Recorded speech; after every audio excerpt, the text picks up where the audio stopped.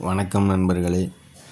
இப்போ நீங்கள் பார்த்துக்கிட்டு இருக்க இந்த வீடியோ ஒரு பக்கவாதத்தால் பாதிக்கப்பட்ட ஒருவருக்கு நம்ம கைட் ட்ரைனிங் சொல்லிக் கொடுத்ததுக்கப்புறம் அவங்க ஒரு ஸ்டெப்ஸில் எப்படி ஏறி இறங்கணும், அதை எப்படி லேர்ன் பண்ணணும், அது ஆட்டோ கரெக்ஷன் எப்படி பண்ணிக்கணும் அப்படிங்கிறத பற்றி தான் இந்த வீடியோவில் நம்ம அவங்களுக்கு டீச் பண்ணியிருக்கோம்.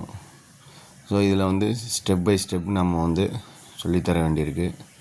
ஃபஸ்ட்டு பாதிக்கப்பட்ட கால்களை மேலே எடுத்து வச்சு பண்ணுறது, அப்புறம் முதல்ல பாதிக்கப்பட்ட கால்களை கீழே இறக்கிட்டு பண்ணுறது, அடுத்தது நல்ல காலை மேலே ஏற்றிட்டு பாதிக்கப்பட்ட காலை பின்னாடி கொண்டு வர்றது, அதில் நல்ல காலை கீழே வச்சுட்டு பாதிக்கப்பட்ட காலை மேலேயே சஸ்டெயின் பண்ணி வைக்கிறது. இது கொஞ்சம் கஷ்டமான ஸ்டெப்பாக இருக்கும். ஸோ இது மாதிரி அவங்களுக்கு ஈஸி டு டிஃபிகல்ட்டாக நம்ம அவங்களுக்கு ஒரு ஸ்டெப்பாக நம்ம சொல்லி கொடுத்து அவங்களோட கைட்டை பேலன்ஸோடு இம்ப்ரூவ் பண்ணுறோம்.